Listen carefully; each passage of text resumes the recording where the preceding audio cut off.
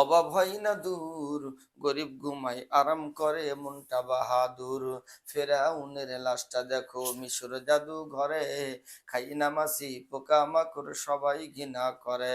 হৃদয় থাকিবে যার নম্রতা সদা, খোদার রহমত আসিবে সেটা এটা প্রভুর অদা। ভোগ বিলাসের বাড়ি গাড়ি পরে রবে সব, সময় থাকিতে স্মরণ করো আল্লাহ মোদের রব। লা ইলাহা ইল্লাল্লাহ লা ইলাহা ইল্লাল্লাহ লা ইলাহা ইল্লাল্লাহু মুহাম্মাদুর রাসূলুল্লাহ সাল্লাল্লাহু আলাইহি ওয়াসাল্লাম। আমার মুসলমান ভাইরা, কোনো দিকে নজর নাই, ছোট্ট একটা কথা আপনাদের মাঝে তুলে ধরি। ও বন্ধু, দুনিয়ার অর্থ সম্পদ দুনিয়াতে কিন্তু পড়ে থাকবে। ও বন্ধু, অভাবের কারণে, টাকার জন্য, স্বার্থের কারণে বন্ধু ভাই হয় ভাইকে খুন করে। টাকা অর্থ সম্পদের কারণে পড়িয়া সন্তান মার সাথে খারাপ ব্যবহার করে বন্ধু। আজ থেকে প্রায় ১,৫০০ বছর পূর্বের কথা বন্ধু, হযরত ওমর ফারুক রাদিয়াল্লাহু তাআলা আনহুর জামানার কথা। ও বন্ধু, ওমর ফারুকের জামানার মধ্যে তখনকার প্রধান বিচারপতি হযরতে আলী রাদিয়াল্লাহু তাআলা আনহু। আলী রাদিয়াল্লাহু তাআলা আনহুর কাছে একটা বিচার চলিয়া গেল। রসুলের রওজার পাশে বন্ধু একটা মা আর সন্তান মধ্যে ঝগড়া লাগিয়ে গেছে। ও বন্ধু, মা ডেকে বলতেছে, মক্কা মদিনার মানুষেরা, এই সন্তানটা আমার না, এই সন্তানটাকে তোমরা লইয়া যাও। আর সন্তান বলতেছে, আমি কোথায় যাব? ইনি আমার মা, এই মহিলা আমার মা। তোমরা মা থেকে তোমরা আমাকে আলাদা করিও না। মা থেকে যদি তোমরা আমাকে আলাদা করিয়া দাও, আমি কার কাছে যাব? কে আমারে খাওয়াবে? কে আমাকে পড়াবে? সন্তান কথা শুনিয়া বন্ধু এক পর্যায়ে মক্কা মদিনার মধ্যে বন্ধু একটা রোল ছড়িয়া গেল। আস্তে আস্তে কথাটা আলী রাদিয়াল্লাহু তাআলা কান পর্যন্ত পৌঁছে গেল। লোকজন ডেকে বলতেছে, আলী আপনি চলেন, বিচারটা একটা সমাধান করিয়া দেন। আলী রাদিয়াল্লাহু তাআলা হাঁটি হাঁটি পা পা করিয়া চলিয়া আসছে। ও বন্ধু, আলী রাদিয়াল্লাহু তাআলা বলতেছে, ও মদিনার মুসলমানেরা, তোমরা বসো, সুন্দর একটা ইনসাফ ভিত্তিক একটা বিচার ব্যবস্থা করিয়া দিছি। আল্লাহ পাকের কোরআনে বিচার সম্পর্কে বলছে, ইয়া আইয়ুহাল্লাযীনা আমানু কুমু কাওয়ামিনা বিল কিসতি শুহাদা লিল্লাহ ওয়ালাউ আনফুসাকুম আবিল ওয়ালিদাইনি ওয়াল আকরাবিন। আল্লাহু আকবার। আল্লাহু আকবার। এ মুসলমান বন্ধুরা, এ নওগাঁর মুসলমানেরা, মান্দা থানার মুসলমানেরা, সত্যি একটি কথা তোমাদের বোঝানোর জন্য বলি, কোন দিকে নজর দিও না। আলী রাদিয়াল্লাহু তাআলা হাজির হইয়া গেছে। সন্তানকে ডেকে বলে, সন্তানের দিকে আসো, তোমাকে যদি আমি আলীর পরিবারে কি তুমি সদস্য হইতে চাও? সন্তানের মাথায় আলী হাত বুলিয়ে বলতেছে, শোনো, আজ থেকে তুমি আমার সন্তান। হাসান আর হুসাইন যে প্লেটে খাবে তুমি ওই প্লেটে খাবে, হাসান হুসাইন যে বাড়িতে থাকবে তোমরা ওই বাড়িতেই থাকবে। হাসরের ময়দানে তুমি আমি আলীর সন্তান হিসেবে পরিচয় হইয়া যাবেন। মদিনার উপস্থিত সমস্ত জনগণের সামনে আলী ডেকে বলতেছে, মদিনার মানুষেরা, আজ থেকে সন্তানটা আমি আলী নিয়ে নিলাম। সন্তানকে ডেকে বলতেছে, বাবা তোমার কি কোনো আপত্তি আছে? তোমার কি কোনো কথা আছে? সন্তান ডেকে বলতেছে, আলী আপনি এমনই একটা মানুষ, আল্লাহর পয়গম্বর বলছে, পালা রাসূলুল্লাহি সাল্লাল্লাহু আলাইহি ওয়াসাল্লাম, আল্লাহ রাসূল বলেছেন, আমি মদিনা ইলমের শহর, এই ইলমের শহরের দরজা হচ্ছে আমার আলী। এবার সন্তান ডেকে বলতেছে, আলী রে, আমার কোনো টেনশন নাই, আমার কোনো চিন্তা নাই। হাসরের ময়দানে আল্লাহকে ডেকে বলবে, আল্লাহ, আলী রাদিয়াল্লাহু তাআলা আনহু আমার বাবা, হাসান আর হুসাইন জান্নাতের সর্দারদের যুবক, হাসান হুসাইন হচ্ছে আমার ভাই, আলী হচ্ছে আমার বাবা, আর খাতুনে জান্নাত ফাতেমাতুজ জাহরা জান্নাতের মেয়েদের সর্দারনি হচ্ছে আমার মা। শেষ মুহূর্তে আমি ডেকে বলবো, মালিক, হাসরের ময়দানে আমি আমার নানার হাত ধরে বলবো, নানা, আমি আলীর সন্তান, তুমি আমার রাইখা জান্নাতে যাইও না। ওগো আলী, এরকম মা, একটা মা কেন, আপনি যদি আমার বাবা হইয়া যান, আমি যদি নবীর পরিবারের সদস্য হইতে পারি, এরকম একটা মা না, এরকম পৃথিবী ছাড়তে আমি সুবহানাল্লাহ। এ মুসলমান মান্দা থানার মুসলমানেরা, নওগাঁর মুসলমানের কোন দিকে নজর নাই। সত্যি একটি কথা আপনাদের বুঝাইতে চাইতেছিলাম বন্ধু। এবার আলী দিকে বলতেছে, আজ থেকে তুমি মদিনার মানুষেরা তোমরা সাক্ষী, আজ থেকে এটা আমার সন্তান, তুমি আজ থেকে আমি নবী পরিবারের একটা সদস্য। এবার সন্তানের মাকে ডেকে বলতেছে, মা এদিকে আসো, তোমার কি মনে চাই না আমি নবীজির পরিবারের একটা সদস্য হইয়া যাই? এবার মা ডেকে বলতেছে, সন্তান মা ডেকে বলতেছে, হ্যাঁ অবশ্যই আমার মন চাই নবী পরিবার আমি সদস্য হইয়া যাই।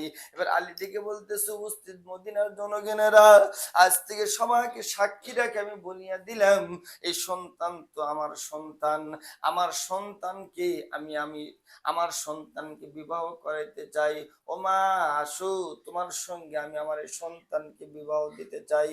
ও বন্ধু, কথাটি বলার সঙ্গে সঙ্গে মা চোখের পানি ছাড়িয়া দিছে। মা ডেকে বলতেছে, আলী আমার কত বড় খুশ নসিব, আমার কত বড় সৌভাগ্য, যেই মাত্র বলছেন আপনি আমাকে নবী পরিবারের সদস্য বানাইবেন, কিন্তু আলী আমি হইতে পারতেছি না। কেন হইতে পারো না গো মা, তুমি আমাকে বলো। এবার সন্তানের মা ডেকে বলতেছে, যেই সন্তানকে গর্ভে ধরেছি তার সঙ্গে কি বিবাহ করা যায়? ও বন্ধু, আলী বলতেছে, কিছুক্ষণ পূর্বে তো তুমি রসুলের রওজার পাশে দাঁড়ায় বললা এটা আমার সন্তান না, এখন বলতেছো পেটে ধরছে, কথাটা কেমন হইলো? এবার মা ডেকে বলতেছে, সন্তানের মা ডেকে বলতেছে, আলী রে, আপনি জানেন না কিছুদিন পূর্বে আমার স্বামী জিহাদের ময়দানে যায় শহীদ হইয়া গেছে। আমি একা একা চলতে পারি না, নিজের পেট আমি চালাইতে পারি না। আমি চিন্তা করলাম কোন রকম মিথ্যা বলে আর সত্য বলে যেটাই হোক, সন্তানকে যদি রসুলের রওজার পাশে রেখে আসতে পারি। নবীজির তো ওই সমস্ত সদস্যরা মদিনার মধ্যে আছে যারা নিজে না খাইয়া অপরকে খাওয়ায়, নিজে খারাপ একটা জিনিস পোশাক পরিয়া ভালো পোশাক টপর মুসলমান ভাইকে দিয়া দেয়। বিদায় চিন্তা করলাম আমার সন্তানকে যদি মদিনার রেখে যেতে পারি, মদিনার এমনই একটা শিক্ষায় শিক্ষিত মানুষ, এমন একটা নবীর আদর্শ মানুষ, তারা কোনোদিন আমার সন্তানকে কষ্ট দিবে না। এই বন্ধু এতটুকু শুধু বলতে চাই, নওগাঁর মুসলমানেরা, মান্দাতারা মুসলমান, একটা কথা শুধু বলতে চাই, দেখেন সামান্য অর্থ সম্পদের লোভে, সামান্য পেটের কিছু খানার কারণে মা সন্তানকে ভুলিয়া যায়, ভাই ভাইকে ভুলিয়া যায়, অর্থর জন্য ভাই ভাইয়ের শরীরে আঘাত করে, ভাই ভাইয়ের গলায় চাকু ধরে, অর্থর জন্য মা বাবাকে সম্পর্ক ত্যাগ করিয়া দেয়। এই জন্য বলতে চাই বন্ধু, দুনিয়ার কেউ কিন্তু কারো আপন নাম। অর্থ সম্পদ বন্ধু, কেউ অর্থ সম্পদ দুনিয়ার অর্থ সম্পদ দুনিয়ায় থাকবে, অর্থ সম্পদ কোনোদিন মানুষকে সুখ দিতে পারে না। শুধু বন্ধু দুনিয়া ছেড়ে যখন চলে যেতে হবে, কবরে পথ যেতে হবে, আল্লাহ পাকের কোরআন বলছেন, ইয়া আইয়ুহাল্লাযীনা আমানুত্তাকুল্লাহা হাক্কা তুকাতিহি ওয়া লা তামুতুন্না ইল্লা ওয়া আনতুম মুসলিমুন। আল্লাহু আকবার। আল্লাহ পাক বলছেন, নবী গো তোমার উম্মতদেরকে বলো, হে ইমানদাররা, কালেমাওয়ালা মুসলমানেরা, তোমরা আমি আল্লাহকে ভয় করার মতো ভয় করো। সাবধান সাবধান সাবধান, মুসলমান না হইয়া কেউ কবরে আইসো না। কবরে বাঁকে বাঁকে বাঁকে বাঁকে মোবাইল কোড বসানো আছে, বিদায় বন্ধু কবরের সামান না নিয়ে কবরে যাওয়া যাবে না। এ বন্ধু যেই মাত্র কবরে চলিয়া যাবেন, আল্লাহ পাকের রাসূল সাল্লাল্লাহু আলাইহি সাল্লাম বলছেন, আপনাকে যখন কবরে রাখা হবে, যেই মাত্র প্রথম যেই ব্যক্তি কবরের মধ্যে 3 মুঠ মাটি দিয়ে চলিয়া যাবে, 40 কদম দূরে যাওয়ার পরই মুনকার নাকির ফেরেশতা কবরে হাজির হইয়া যাবে। আপনাকে প্রশ্ন করবে, মার রব্বুকা, তোমার রব কে? ওমান দীনুকা, তোমার দিন কি? ওমান নাবিয়ুকা, তোমার নবীকে প্রশ্ন করা হবে। ও বন্ধু, আল্লাহ রাসূল বলেছে, কোন ব্যক্তি ও স্পষ্ট জবাব দিয়ে দিবে। কারা জবাব দিতে পারবে? যে সমস্ত মানুষগুলো দুনিয়াতে রাসূল আদর্শ বাস্তবায়ন করেছে। আল্লাহ রাসূল বলেছে, আল্লাহ রাসূল বলছে, বলছে ক্বালা রাসূলুল্লাহ সাল্লাল্লাহু আলাইহি ওয়াসাল্লাম ইন্নামা বুইসতু মুআল্লিমান লিউতাম্মিমু মাকারিমাল আখলাক। আমি রাসূল দুনিয়াতে শিক্ষক হয়ে দুনিয়াতে আসছি। নবী আমার বলছে আমার শিক্ষালয়ে যারা ভর্তি হবে তারা এই প্লাস এ গোল্ডেন না পাস করবে। এবং আল্লাহর নবী বলেছে যারা এই প্লাস এ গোল্ডেন না পাস করবে ওই সমস্ত মানুষদেরকে রাইখা আল্লাহর নবী কোনোদিন জান্নাতে প্রবেশ করবে না। জোরে জোরে বলেন না সুবহানাল্লাহ। এই জন্য বন্ধু মুসলমান বলতে চায় আল্লাহ রাসূল বলেছে কোন কোন নাফরমানের মধ্যে কবরের মধ্যে যখন প্রশ্ন করা হবে আমার রব্বুকা, তোমার রব কেমন, দিন কেমন, নবিয়ুকা, ওই ব্যক্তি একই জবাব বলবে হাই হাতা লা আদরি, আমি কিছু জানি না, আমি কিছু জানি না।